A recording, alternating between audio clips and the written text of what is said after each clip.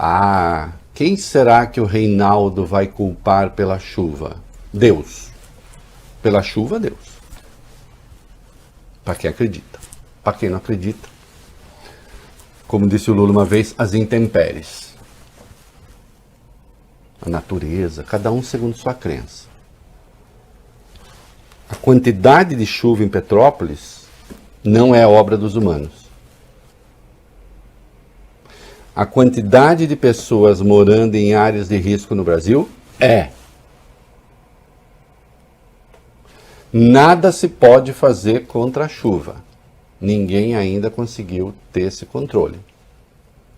Mas há um monte de coisa que se pode fazer para que as pessoas não morem em áreas de risco. O que é terrível é que essas coisas todas estão catalogadas, nós sabemos, são pouco mais de 8 milhões de brasileiros, 4 em cada 100, 4 e pouco, que moram em áreas de risco. É um despropósito, até porque, né, a maioria, São Paulo, Rio, Minas, os estados mais ricos. Não há contradição nisso, a lógica, claro, são polos econômicos, atraem as pessoas, mas veja que coisa, né? São polos econômicos que atraem as pessoas para a pobreza e para a morte também. Então é evidente que isso requer uma resposta. E não é de hoje. Não é? Lembra um pouco os podres poderes do Caetano na questão política, né? Será que nunca faremos se não confirmar a incompetência da América, que sempre precisará de ridículos tiranos? Será que nunca faremos se não chegar aqui para lamentar mais uma vez que aconteceram de novo deslizamentos, que morreram pessoas em 2011? Todos estávamos falando desse mesmo assunto, 918 pessoas que morreram na região serrana do Rio. E, no entanto, as pessoas continuam lá. Segundo o nosso mestre, Jair Bolsonaro, né, é que as pessoas calculam mal o risco, entende? Ele transformou a questão numa escolha pessoal, né? Ah, a pessoa também foi construir uma área de risco. Né? Que é a forma que o liberalismo dos canalhas ganhou no Brasil, né? Que não é neoliberalismo, né? São só canalhas que eventualmente esboçam teses que acreditam ser liberais, mas são essencialmente canalhas. Ah, são as escolhas individuais, cada um que vai morar onde quiser, o problema não é meu. Quem manda? Quem manda morar ali? Agora, a parte do capital, sim, eu estou falando do capital, que usa aquela mão de obra que mora na área de risco, aí tudo bem. Aí, então, o problema não é meu também, eu só preciso de gente que ganha pouco. Fora isso, eu não preciso mais nada.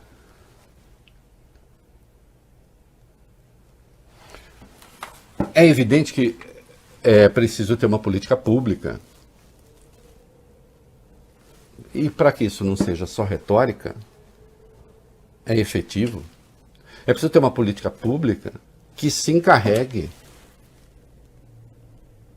de questões emergenciais como essa. Tirar as pessoas da área de risco, das áreas de risco. É muita gente, é muita gente. Para o tamanho do país, 4%. Para que o ano que vem, o ano que vem que nem dá tempo, mas para que daqui a 5 anos, se o titio estiver no rádio ainda, o titio não precisa chegar aqui para falar de novo dessa tragédia. Sabem por quê? Porque eu falando isso, daqui a pouco entram imagens, se não entrar, eu confesso que eu estava olhando para a câmera, não vi se vocês colocaram as imagens da tragédia de Petrópolis. Olha aqui. Preste atenção numa coisa, com o tempo, nós vamos nos acostumando ao que eu chamaria de a gramática da dor, meninos.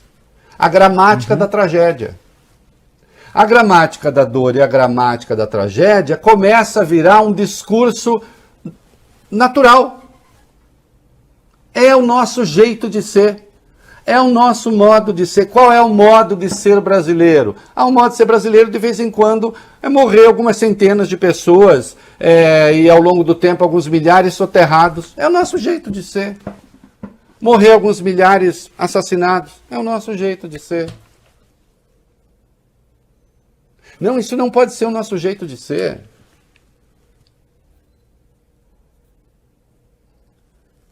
É preciso que se mobilizem esforços efetivamente para resolver isso.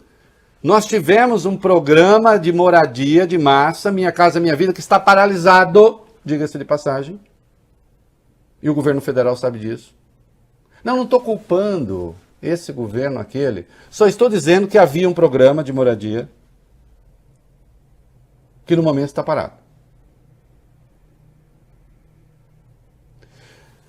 É claro que a conta não é bem essa, porque são elementos que pertencem a fontes distintas de recurso, do orçamento, mas me parece que é uma insanidade que a gente tenha 16 bilhões de orçamento secreto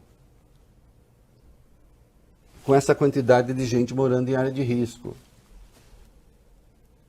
Deixa de ser demagogo, Reinaldo, porque também esse dinheiro vai para obras de emergência. Eu sei, em parte é verdade. Em parte é verdade.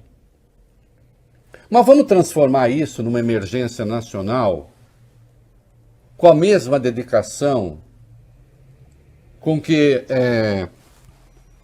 esses senhores do Centrão, por exemplo, resolveram trazer para si verbas públicas, controlando na prática o orçamento federal. Vocês entenderam o meu ponto?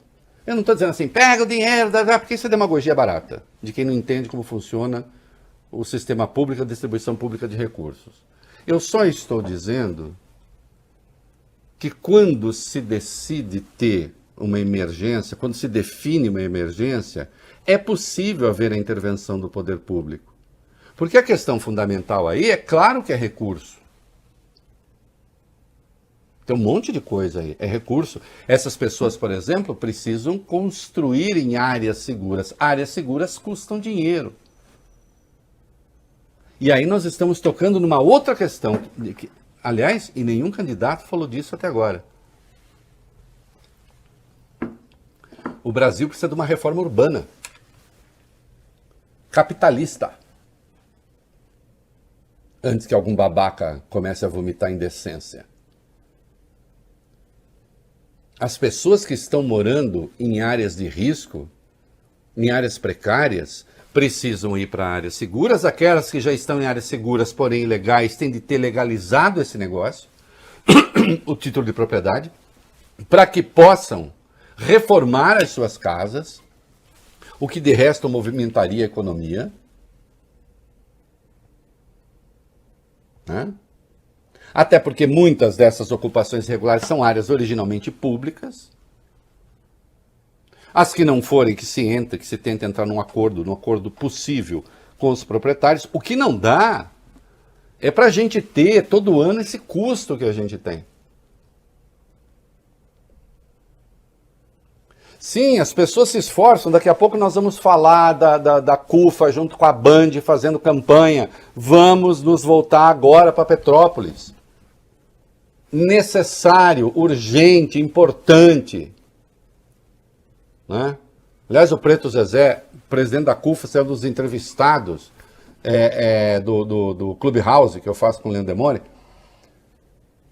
que faz um trabalho fundamental. Agora, isso é um trabalho de emergência. Isso é algo, isso é ir lá botar um remédio na ferida. Isso é amenizar a dor.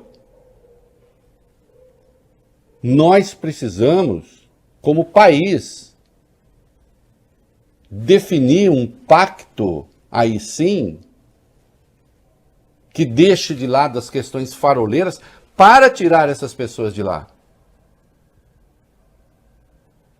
E, se decidir fazer isso, os recursos aparecem, até porque é possível mobilizar, além dos recursos públicos, é possível mobilizar a sociedade civil, é possível mobilizar o capital privado, mas isso tem de ser uma prioridade. E não tem sido. E aí não vai dizer, Falar é fácil. Claro que falar é mais fácil do que fazer. Mas os governos estão aí, têm instrumentos formidáveis nas mãos.